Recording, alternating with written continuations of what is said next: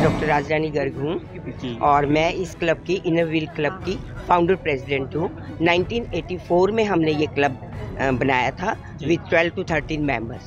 अभी हमारी जो स्ट्रेंथ है वो 32 तक पहुँच चुकी है और हम सब इस प्रकार के प्रोजेक्ट लेते रहते हैं। क्या कुछ कार्यक्रम आज क्या प्रोजेक्ट लेके आए हैं? अभी एक मिनट, हमारी एक दूसरी शाइनिंग स्टार क्लब है जो हमने यंगस्टर्स के लिए बनाई थी, वो 2013 में बनाई थी और वो भी हमारे साथ है। तो आज का जो हमारा प्रोजेक्ट है वो मेमोग्राफी का प्रोजेक्ट है, वो हम दोनों क्लब्स मिलकर ले रही हैं यहाँ हिंदू स्कूल में। क्या कार्यक्रम किया है? ये कार्यक्रम ये है कि मेमोग्राफी एक ऐसा फीचर है जिससे हम ब्रेस्ट कैंसर की अवेयरनेस के लिए करते हैं, क्योंकि ब्रेस्ट कैंसर एक ऐसी बीमारी है जो ऑलमोस्ट डेंजरस ही होती है। आपको भी सब पता है कि कैंसर का रोग ऐसा है, लेकिन ये एक ऐसी बीमारी है अगर जल्दी से जल्दी इसका पता लग जाए तो इसकी ट्रीटमेंट ऑलमोस्ट 95-98% पेशेंट ठीक हो जाता है, उसकी लॉन्गेटिविटी बढ़ जाती है। तो इस सब चीज़ को डिटेक्ट करने के लिए इस प्रकार के कार्यक्रम किए जाते हैं। ये एक मशीन के द्वारा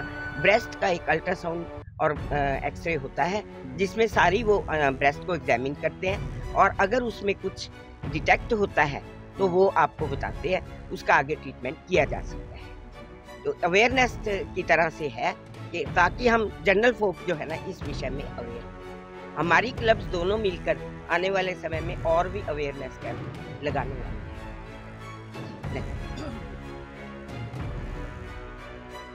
क्या नाम है आपका? नमस्कार जी, मेरा नाम अपेक्षा कोटावाला गर्ग, मैं district chairman inner wheel district 308।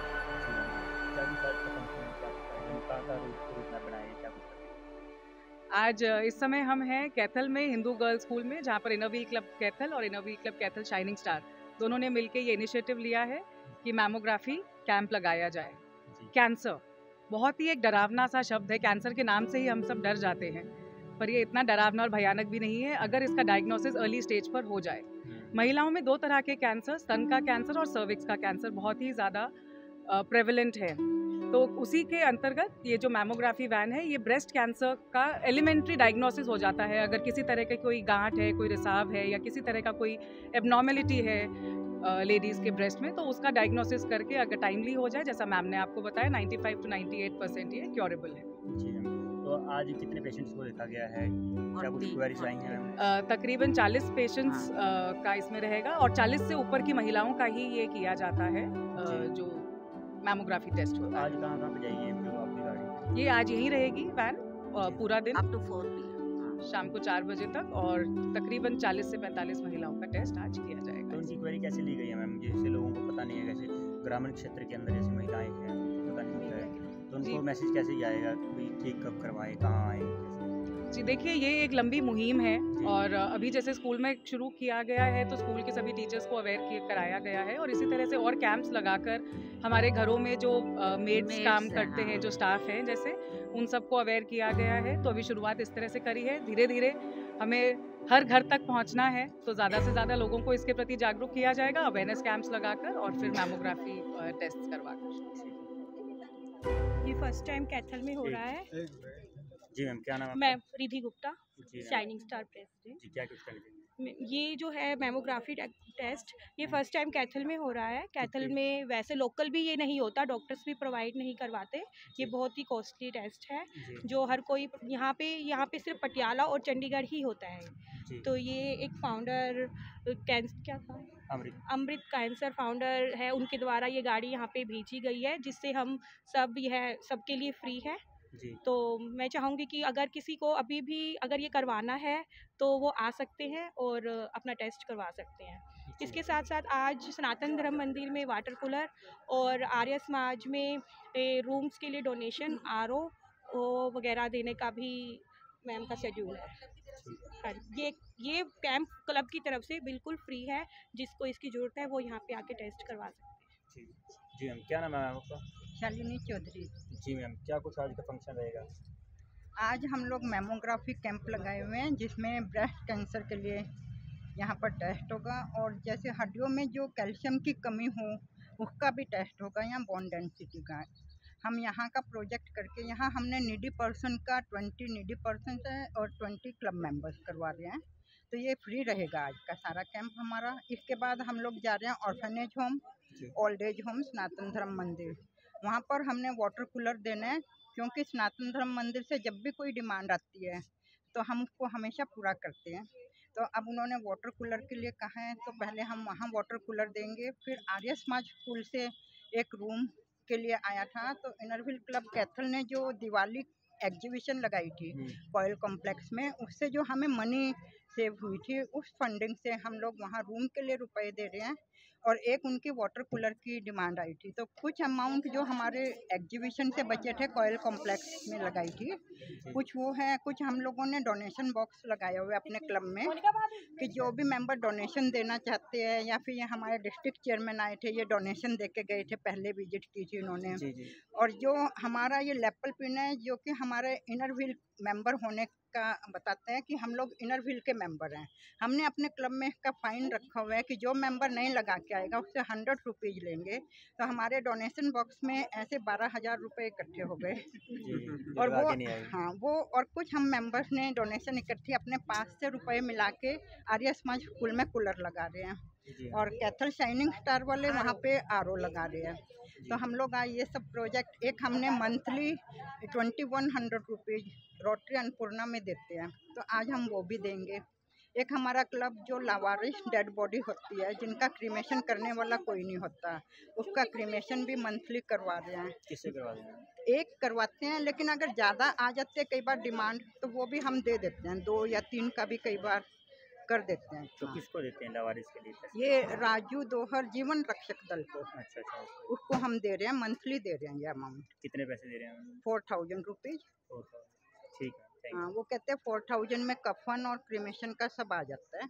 तो वो हम मंथली प्रोजेक्ट ले रहे हैं। कई बार 2-3 बॉडीज भी आ जाती हैं उनके पास, और कहीं से फंडिंग नहीं होती, फिर वो हमारे क्लब में ही कॉल करते हैं। तो हमारा क्लब जब भी किसी को ज़रूरत है तो वो फ़ोन करता है, और हम उनकी एक आवाज़ पे उनके लिए समाज सेवा के लिए काम करते हैं। तो यही हमारा मेन मकसद है कि जिधर भी कोई नीडी एक आवाज़ उठाए, वहाँ हम जाकर उनकी सेवा करें।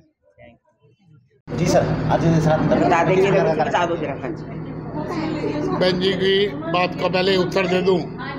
ये अनाथ आश्रम 2012 में शुरू हुआ था, और तब से आज तक आपके इनरव्हील क्लब हमारे आश्रम से जुड़े हुए हैं। जब भी कोई आवश्यकता होती है, हमारी डिमांड करने से पहले आप लोग पूरी करते हैं। ये हमारे लिए बड़े सौभाग्य की बात है। और इनरव्हील क्लब और शाइनिंग, इनरव्हील क्लब शाइनिंग, दोनों शाइनिंग स्टार दोनों मिलजुल के कहाँ तक हमारा सहयोग करते हैं, इसका बयान करना शब्दों में बहुत मुश्किल है। अभी पीछे जो हमारे पास वाटर कूलर लगा हुआ था, उसकी स्थिति अच्छी नहीं थी। डॉक्टर साहब का टेलीफोन आया कि भाई साहब हमने कुछ करना है, हमारी चेयरमैन साहिबा आएंगी, हम चाहते हैं कि भाई उनके हाथों से उद्घाटन हो। मगर जी आप हमें वाटर कूलर दे दो, क्योंकि गर्मी भी आ रही है। इन्होंने कहा ओके, वाटर कूलर आपको हम देंगे। तो आज वाटर कूलर इन्होंने दिया है। मैं दोनों ही क्लबों का, सभी साथियों का, सभी बहनों का, सभी बेटियों का आभार व्यक्त करता हूँ, जिन लोगों के मन में हमारे बच्चों के प्रति, इस अनाथ आश्रम के बच्चों के प्रति मन में श्रद्धा है, भाव है। और श्रद्धा और भाव नहीं पीछे, बल्कि मैंने इनको कहा था, मगर ये हमारे 2 बच्चे MBA करना चाहते हैं, आप इनका एडमिशन करवाइए। तो ये बोले जी ठीक है, कोई बात नहीं, हम विचार कर लेते हैं। उसके बाद इनका टेलीफोन आया कि जी हम तैयार हैं, लेकिन उन बच्चों का एडमिशन हो चुका था। क्योंकि ऐसा तो नहीं है ना कि उनका एडमिशन भी हो गया और हम इनसे भी पैसे ले लें, ये ठीक नहीं है।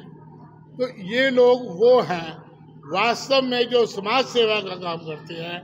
कहने के लिए क्लबें बहुत हैं, अगर हम अपने कैथल में भी सामाजिक संस्थाएं देखेंगे बहुत है, लेकिन जितना आप लोग हमें सहयोग करते हैं, हम आगे बढ़ते रहते हैं। जी आप को देख कर ही हमने यहाँ तक पहुँचे हैं, और आगे भी आपका सहयोग हमें मिलता रहेगा, ऐसी मैं आशा करता हूँ। इस संस्था को भविष्य में कैसा देखते हैं?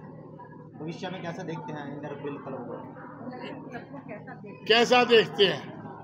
ये वो संस्था है जो इंटरनेशनल लेवल की है, और वास्तविकता यही है कि ये हम इनको क्या देखना चाहते हैं, ये हमारे को क्या देखना चाहते हैं, हमारा पूछना तो ये है, क्योंकि ये तो ऑलरेडी इतने फल फूल रहे हैं जिसका कोई हिसाब नहीं है।